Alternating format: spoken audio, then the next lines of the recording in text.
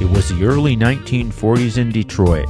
John Lee Hooker was hanging out in small blues clubs on Hastings Street.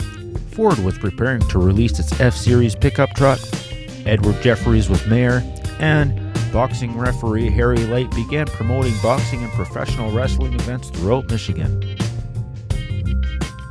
In the aftermath of World War II, Harry Light established the Harry Light Wrestling offices as a vehicle for promoting professional wrestling in Detroit.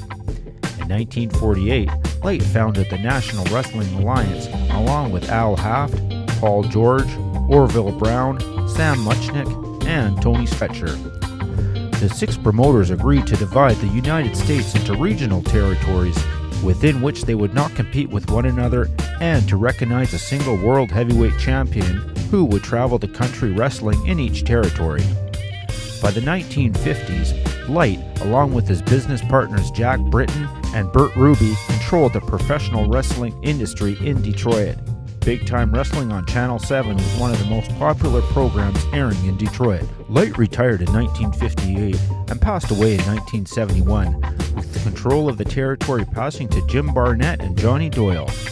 Barnett and Doyle formed a holding company, the Barnett-Doyle Corporation, and secured investment from backers such as Frank Tunney. Barnett and Doyle were originally outlaw promoters, but the territory later rejoined the National Wrestling Alliance. In 1964, Barnett and Doyle sold professional wrestler Ed the Sheik Farhat and his father-in-law the promotion, along with the rights to promote wrestling in the Cobo area, for $50,000, forming Worldwide Sports as a holding company.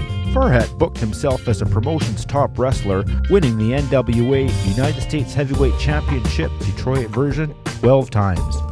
By the 1960s, the promotion was airing 2 or 3 television programs per week and staging weekly house shows at the Cobo Arena. In the early 1970s, the promotion faced competition from Dick the Bruiser and Wilbur Snyder's newly established All-Star Championship Wrestling promotion, which utilized talents from the Indiana-based World Wrestling Association. After several wrestlers defected to ASCW, Big Time Wrestling responded by bringing in talent from other NWA territories. ASCW stopped promoting in 1974, and Dick the Bruiser joined Big Time Wrestling, facing the Sheik in a series of brawls. During the 1970s, Big Time Wrestling helped popularize hardcore wrestling. Notable performers included Fritz Von Erich, the Mighty Igor, Dusty Rhodes, Ernie Roth, the Sheik, Ray St. Clair, George Steele, the Stomper, Johnny Valentine, Killer Kowalski, Ernie Ladd, Lord Athol Layton, Mark Lewin, Tony Marino, and the Blimp. The promotion's fortunes began to decline in the mid-1970s due to a combination of the 1973-1975 recession, no shows by wrestlers, and audiences becoming tired of the same old booking. As audiences dwindled, events were relocated to the Michigan State Fairgrounds Coliseum and then again to Lincoln Park Community Center, just outside of Detroit. The promotion was wound up in 1980. Professional wrestling in Detroit remained subdued until the World Wrestling Federation began promoting shows in the city as part of the 1980s professional wrestling boom. Big Time Wrestling was also the subject of the 1985 mockumentary I Like to Hurt People. The Detroit version of the NWA World Tag Team Championship was the top-ranked professional wrestling championship for tag teams in the Detroit, Michigan-based promotion Big Time Wrestling, sometimes referred to as NWA Detroit. As a member of the National Wrestling Alliance, each promotion was entitled to promote their own local version of the championship, as the NWA bylaws did not restrict its use in the way they restricted the NWA World Heavyweight Championship to one nationally recognized champion.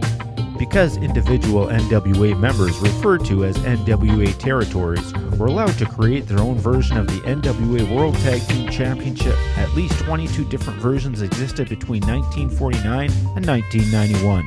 The first championship team recognized in Detroit was that of the Tolos brothers, Chris and John, who were introduced as champions around February 1965, as having recently won the championship, though no records of a tournament exist.